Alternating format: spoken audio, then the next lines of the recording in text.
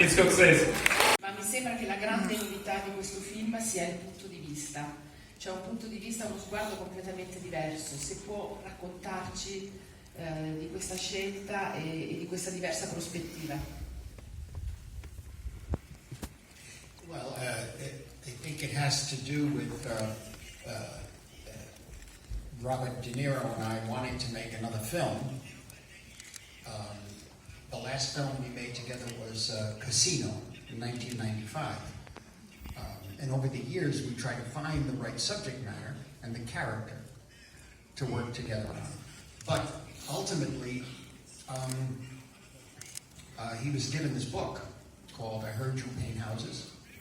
And we had planned to do another film, and he read this book instead. He said, take a look at this. And he described the character to me of Frank. And as he was describing the character, he became very emotional and not articulate, doesn't need to be articulate, but the emotion that he exhibited was articulation enough that I knew that there was something special, particularly if we're going to go back into the same milieu of Goodfellas or even Casino, then it would have to be something that I sensed from his reaction to the character. It would have to be something where we find something else. We go deeper, I think. And what we realized, because the film was delayed a number of times, and over the years we realized what the perspective that we had is our own age. And trying to depict a whole life. It's about time, mortality, love, and betrayal, remorse,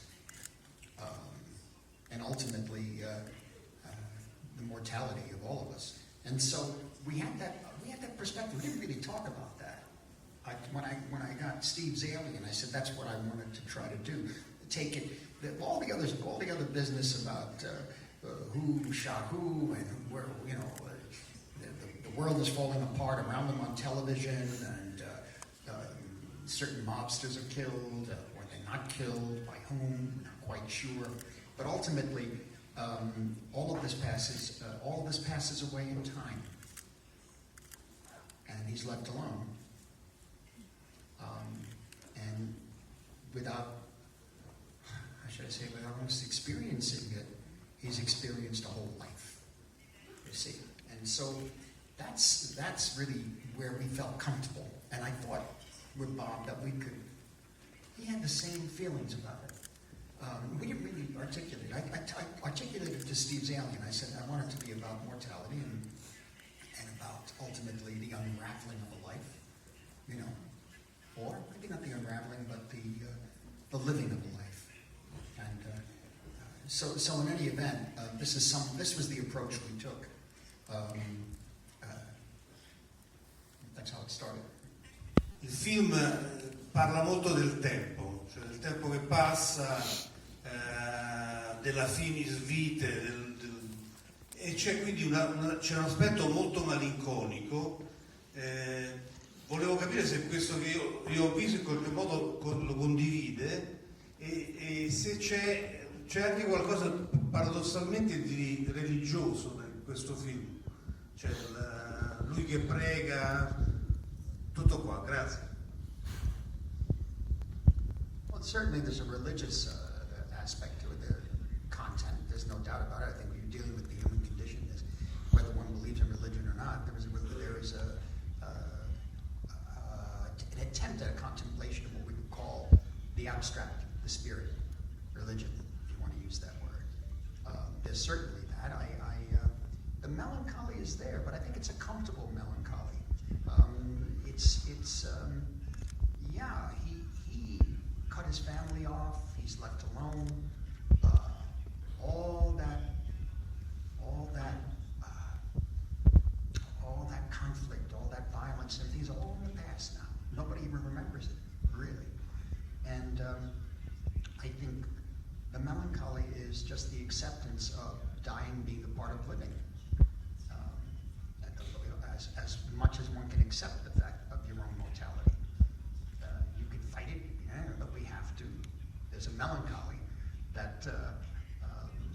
takes one, depending on. Of course, we're speaking from a position of how should I put it, a peacetime, in a sense, society, you know, where ultimately it's the acceptance of the end of life. Volevo chiedere due cose. Una, condividere appunto con il signor Scorsese il fatto che in questo film per la prima volta, che è un problema che certe volte ci siamo posti vedendo i film in cui si parlava di delinquenti, di mafia eccetera, non c'è neanche un attimo in cui c'è il pericolo che diventino piacevoli, che diventino eroi o che possano essere affascinanti, e questo secondo me è assolutamente unico. E poi volevo chiedere se per favore ci raccontava qualche cosa di questa lavorazione straordinaria con due attori come Al Pacino e De Niro. Che cosa ha chiesto loro prima delle riprese? Grazie.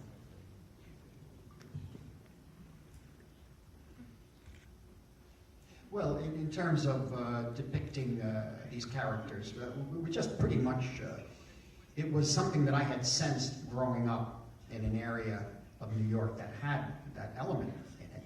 And I sensed power, and I sensed, I don't know, I just sensed there was no, the drama was usually underplayed in a sense. So, how should I put it? There was no need for, any longer for a kind of how should I put it, exalting of the crime figure the way the American gangster film had with Scarface, with Paul Muni, and Public Enemy with Jimmy Cagney. And even in those, the public demanded that the gangster, whom they idolized really, falls by the end of the story. There was a way of cathartic reaction to the gangster genre reflected in a society, or a country I should say, that was filled with this opportunity and was a new country, and they wanted to see this played out morally up on the screen. You had the Western, you had the gangster genre and the Western genre. But in this case, there was no need for any of that. It's all past in a way. Their lives, decisions were made, and actions were taken, almost to the point where the military in a way, where things had to be done. And emotions may be there, but we never thought in the film of how should I say, making it spectacular. You know, we'd hope that the spectacle was interior. That was the idea. And then working with De Niro again after 23 years or so was really, we didn't really even have to say very much at this point, having gotten through that book and then the script, discussions here and there, basically.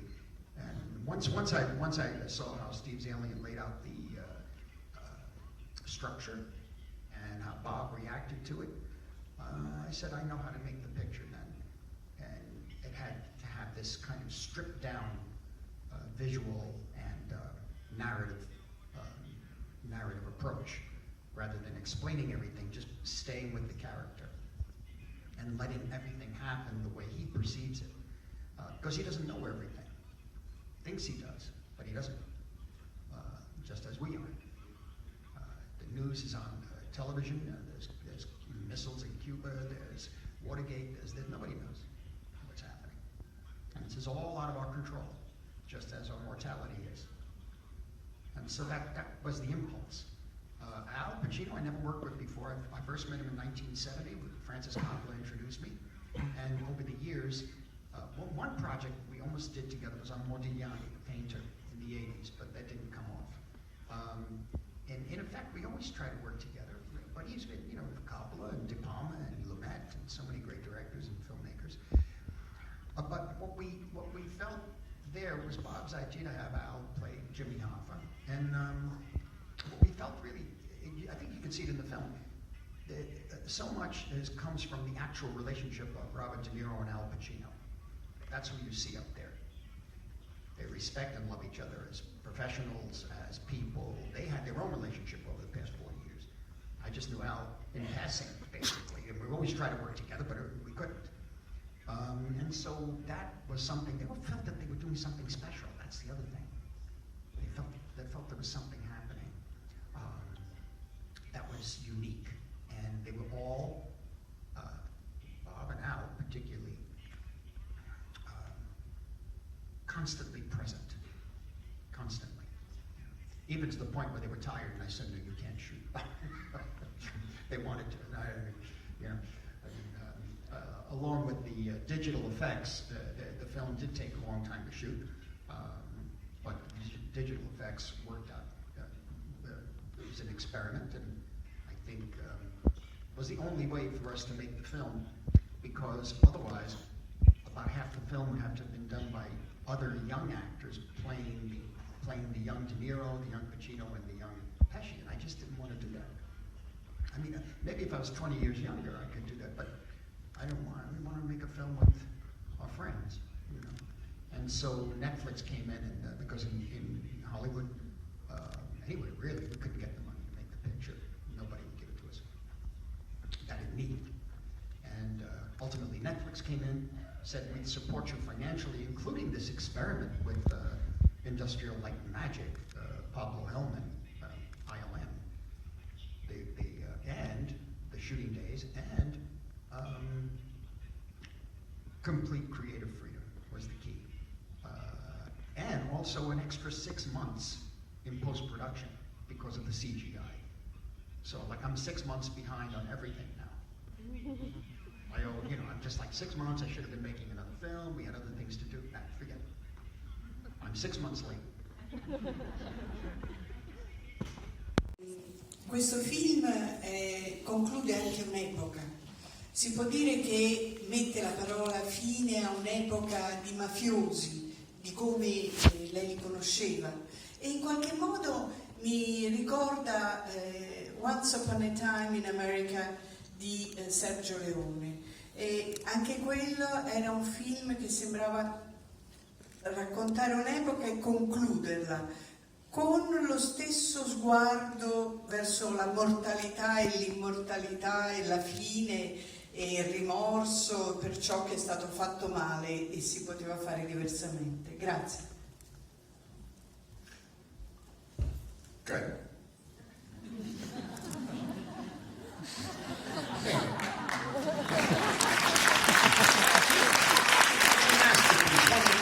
America's a masterpiece. What can I say? I didn't think of that when making the film. I didn't think about it.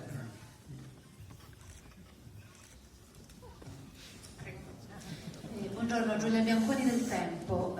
Volevo chiedere, appunto prima parlava di Netflix, lei ha sempre difeso l'importanza delle sale cinematografiche, adesso invece appunto ha fatto questa produzione per Netflix, quindi c'è un'apertura nei confronti dello streaming. E poi volevo chiedere una seconda cosa: nei suoi film i protagonisti sono sempre maschili, come mai non ha mai trovato una storia di donne che le interessasse? Grazie.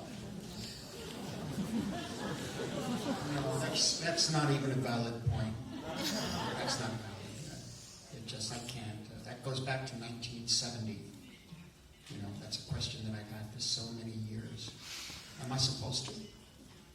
Meaning? No. No. I mean, if the story doesn't call for it, I can't. It's a waste of everybody's time.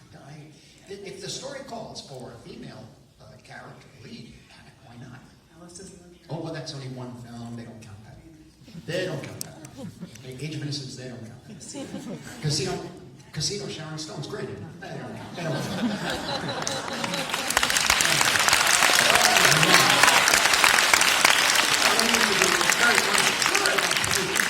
I'm 76 now. I'm going to have the time. I don't know what's going to happen. We don't know. I don't have time anymore. I don't know what's happening. So, what was the first part of the question? Oh, Netflix, yes. In order to see a film in a theater, you need to see the film. In other words, the film has to be made. Whether you see it in a theater, whether you see it streamed on TV, whether you see it on these kids looking at it on iPad, or on the phone, I don't even know. In order to see these things, they have to be made. And what's happened is that, again, the films that I have had the luck over the years of getting made, usually, I don't know how, each one was its own universe, so to speak. In some cases, the power of the star. In the case of De Niro, DiCaprio got the film made, helped me get made, but it can't be done anymore. The kind of picture I made. Let's say I was 30 years younger. I wouldn't be able to make films in Hollywood. I mean, the last 10 years, my films have been independent financing under difficult circumstances, struggling. In this case, in the case of De Niro and myself, feeling that we could maybe sum up something that we had charted since 1970, you know, in our lives and in our work, nobody would give us the money. And in this case, Netflix stepped up, financed it completely, and with total creative freedom. The trade-off was that it gets streamed, yet it's still shown in theaters. Now, that was a good deal, I thought, under the circumstances. Sometimes, for me, for example, we have this film playing, I think, 4 weeks in a theater in New York before it streams, right? Okay. Often, a number of times in my career, some of my pictures played 2 weeks and were closed. King of Comedy and a couple of others. They're gone. This is a risk we all take. I'm glad to take the 4 weeks at this point, you know. But that's not the point. I think that ultimately... Also, it stays in theaters while it's streaming. While it's streaming, it's going to be seen in theaters. As well. It's not just So, yeah. I mean, I only make... the only way I can make a film is really for one thing, for a screen, and with an audience like this, right here. You know, watching the film. But a lot of my films, and a lot of the films I saw over the years, were seen in different venues. Black and white TV, video, you know. And so ultimately, you really don't have control as to how your film is seen. And what's new now, I think, is the possibilities of cinema. It's endless now in terms of how films will be seen, or what films will be called films. They're all changing. You know, some might be a minute, some might be a hologram, some might be virtual reality. We don't know. You know, yes, it's always best to see a film in a theater. There's no doubt. But first, you got to get the film made. You see, and on top of that, it's the key that I'm hoping for is for theaters to continue to support narrative cinema of this kind. Maybe obviously by other people like Noah Baumbach. Actually, it's Netflix too. Wes Anderson, all these, Paul Thomas Anderson, that these films have theaters that you could see the film in, that the theaters support the films. But right now, the theaters seem to be mainly supporting the theme park, the amusement park films, you know, the comic book films. They're taking over the theaters, and I think they can have those films, it's fine, it's just that that shouldn't become what our young people believe is cinema. Okay?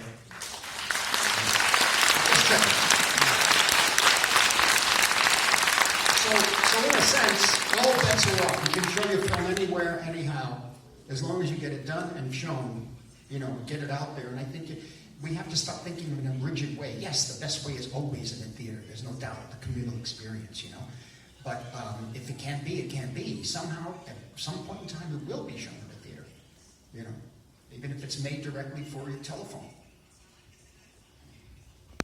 Very close to the ending of the film, I'm not going to give any spoilers, but I will use it as a narrative hook for my question. When the nurse, we realize that she doesn't know who is Hoffa. I think that seems like a comment of yours to society and the lack of education for repeating the same mistakes. Am I sure? Is that your point of view? No, it could be. It could be. It's more than a criticism. It's an observation. I think even if you want to, people will not remember. In other words, because they have not experienced it. It's like a friend of mine, was Fran Lebowitz, said her father at one point when he had a television in his house, in her house when she was growing up, he said, "In my day, we didn't have television."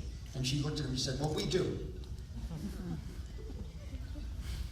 Meaning that there's no way I can understand your experience without television in the past, because I did not live in the past.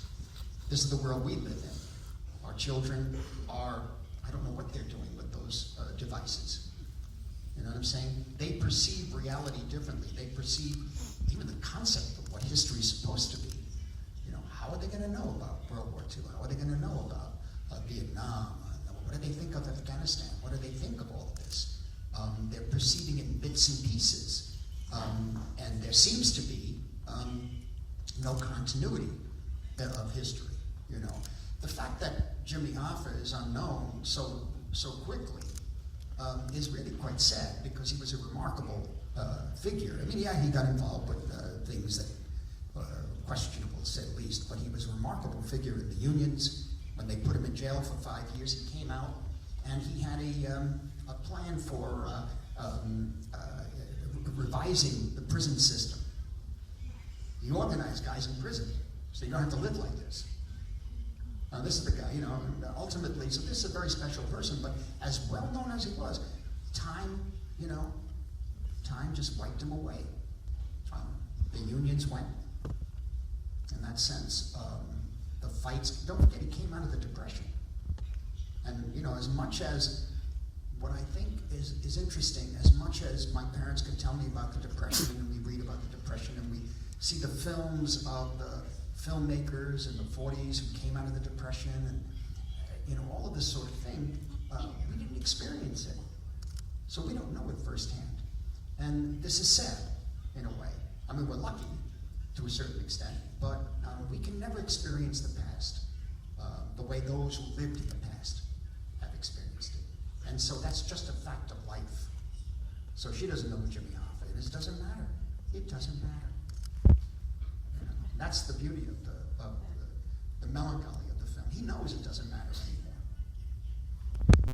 Tutta la sua carriera ha sviluppato un'esperienza incredibile di rapporti con i grandi studi e poi il filmmaking indipendente. Da come è descritto questo progetto sembra abbastanza chiaro che questo sia un progetto per lei, come spesso le detto, fa dei film per sé e dei film per lo studio. Questo sembra un film fatto per lei. Tuttavia è un film da 160 milioni di dollari, fatto per una compagnia che adesso sta nella MPAA, quindi è un grande studio. Quindi, per questo le chiedo, come lo considera? Un film fatto per se stesso o un film fatto per un grande studio? No, that's a good question, because I think it was made for ourselves. This quote, studio, unquote, whatever it is, sorry, Netflix, whatever that is, supported us. That's the difference. They supported the filmmakers. Me, Zalian, De Niro, Pacino, Pesci, you know, and all of us. They supported us. Yes, we had to work hard, you know. And yes, the film was costly. If they did not support this film, the film would not have been made. There was no way it would have been. Stamattina mi è sembrato che in qualche modo il suo modo di fare il cinema negli Stati Uniti in qualche modo è come se questo fosse paradossalmente l'ultimo film di un'epoca, di tutta un'epoca iniziata a metà degli anni 60, quando si parlava del rinnovamento del cinema americano. Quindi mi ha molto commosso vedere un film che si prende tutto questo tempo, il lavoro con gli attori e così via. E poi una questione, una domanda cinefila. Nel film ci sono due omaggi, uno alla Contessa Scalza di Mankiewicz con la musica e uno ad Anna di L'Attuata. Volevo capire come questi due omaggi cinefili sono finiti nel film. Grazie. Well, it has more to do with the music. I mean, the other tribute is Touche pas au Grisby, Jack Becker film, which is what I showed De Niro because I thought that he began to look like Jean Gabin in Casino or some season. He's looking like an older Jean Gabin, so that'd be interesting. And I love that film, Touche pas au Grisby, and I like very much the films of Melville, you know. So I showed Bob Grisby. And in terms of the character, in terms of the how should I say, even the body language, movement is quieter, you know? It's more settled, it's more matured, you know? In terms of the music,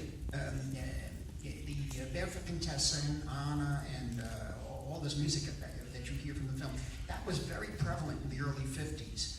And that's where I formed the basis of the score of the film, because the radio was on all the time and records were playing, and the themes from those films were very popular, including More Attack, which is the theme from Threepenny Opera. Then there was the theme from Third Man. Movie themes were played all the time. And so this reminds me of 1950, 51 to 56. And so that was there. The music for Grisby is in the film. The actual Grisby music is a harmonica in the scene with Joe Pesci and Bob De Niro speaking in Italian. That is the actual score of that film. And that's one more note about that, and that is that French noir at that time played with the sound harmonica a great deal. There's Rififi and this film Grisby, and it was kind of a French, almost chanteur, almost like a chanteur. In fact, in the film we have Edith Piaf sing, because that music was played all the time. But there is a reference there definitely to the French noir. Maestro Scorsese, una domanda per lei, anche per la produttrice. Intanto, come avete lavorato fisicamente sugli attori con questi CGI, cioè di ricostruire sui volti di De Niro, di Pesci, ricostruire un'età di 20-30 anni più giovani, come è stato proprio il montaggio applicato agli effetti speciali, e poi soprattutto questa tecnologia che lei dice sperimentale, come andrà a finire, come andrà a evolvere? Perché io immagino magari in un futuro noi abbiamo dietro di lei Greta Garbo, che magari potrebbe recitare un film insieme a Will Smith, esatto, con DiCaprio, con Totò, e chi lo sa, che cosa ne pensate? Maybe, yeah. I mean, when I say experimental, what I mean is that we were the experiment, yes. And also, as each week went by, the technology got better each week. So that things that we started doing in the beginning, we redid, later on. But the actual way this was put together, there is something that the press has that we've given, which explains that it's a very complex, mystical, process. And we did do a test with De Niro right after I shot Silence, right? Yeah. Describe the test. Do you remember? Yeah, we recreated a scene from Goodfellas, and we shot it with the cameras that ILM needed.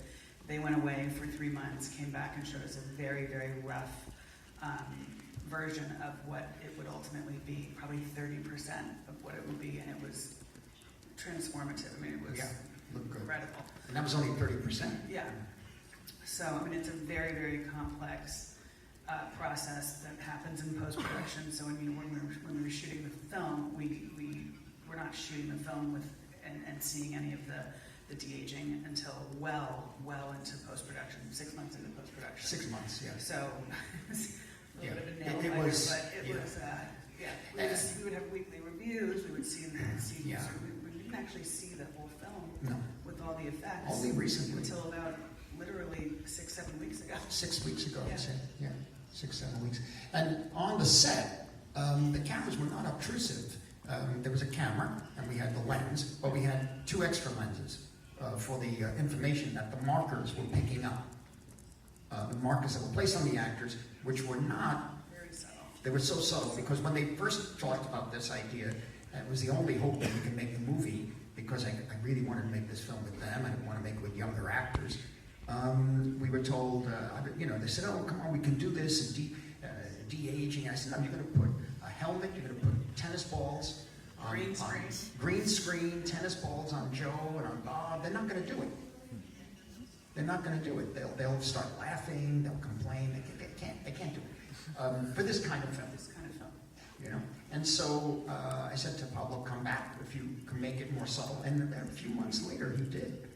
We were shooting in Taiwan, and he came back and said, I think I have the solution. And we did the test, and it was quite I mean, it wasn't perfect, but we said, let's try it. It's only going to get better, you know.